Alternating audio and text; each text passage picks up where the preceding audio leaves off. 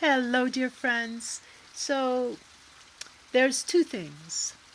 The first thing is understanding the subconscious mind because it's like a huge Jupiter like planet with a very, very powerful gravitational field that attracts a lot of attention and a lot of misperception because we tend to think that the subconscious is something that we need to reprogram. This is a very prevalent view in the human potential communities, or at least it has been. Maybe things are changing. The point is that we do not need to reprogram the subconscious mind. We do not need to feed it new beliefs.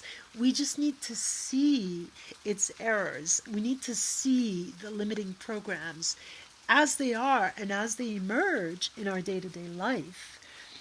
And that alone will suffice. Now, I'll get more into that in the next video, but in this one I want to go on a little bit more because to understand the subconscious mind is really helpful.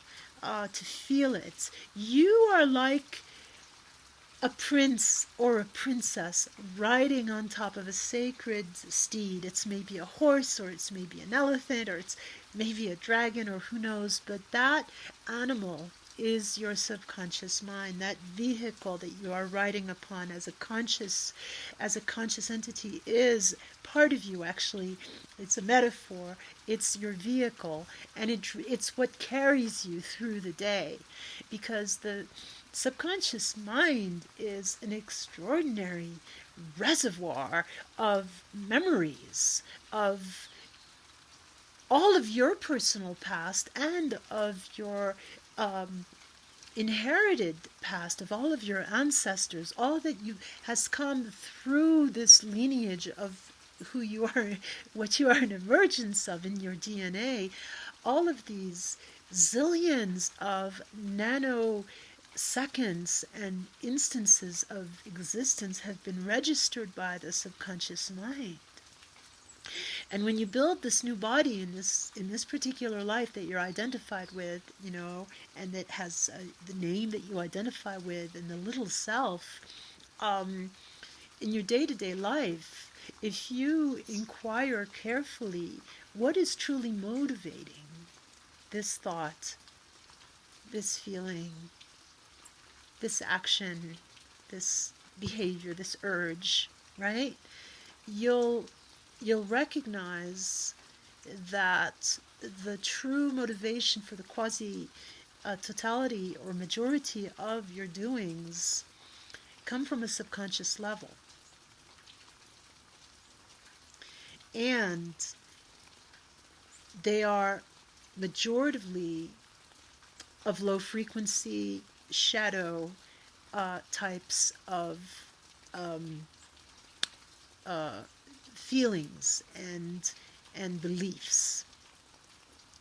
Now, the subconscious is also a marvelous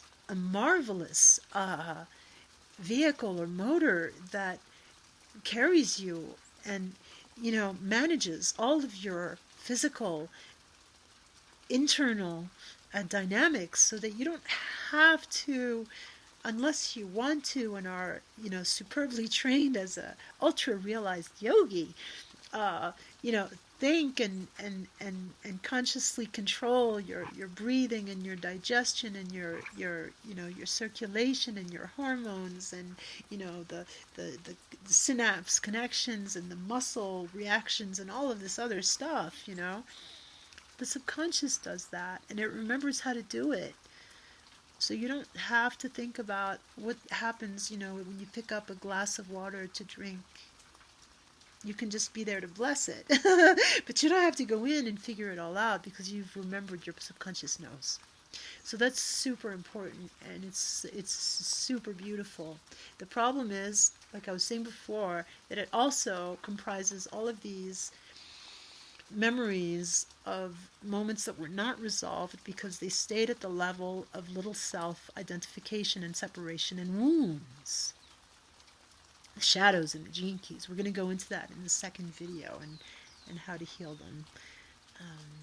But so any level of conscious effort to try to integrate a belief, to try to integrate another reality which rests on a belief of I am worthy, I am successful, I am healed, and all this other stuff, weighs nothing if the subconscious is holding the contradictory program, which rests on these fundamental wounds and shadows of all of these zillions of moments of identifications that we've inherited. Now, rest easy. It's easy. You don't have to go in and do surgery and remove those one by one, That would be like removing all the straw from the haystack, right? To find the needle, and then you would go through the needle's eye. No. It's very easy. It's right here, right now. What you need to do is just see the operation and understand that whenever you're not in a place of presence and of peace and of clarity and of absolute love, you're not actually really there. You're believing the movie that you're projecting. You believe that you're the character in the fiction, right? And that can hurt a lot, because we see it every day, right? So what we need to do is disidentify and separate and come back to the present moment and understand the operation of the subconscious. And then when we do that and we have clarity with it, then, and you'll see in the next video, then we liberate our voice. And then we can speak with clarity and coherency and alignment and power what it is that we truly want. Because that is what we truly are. Right? So, rendezvous. Let's meet in the next video, and we'll go through the 7 sacred seals and the wounds and the lines. And if these terms are new to you, don't worry about it. They're from the gene keys, and you don't need to be immersed in the gene keys to get something out of it, because it's human language and it's our human truth. So, see you soon. Thank you.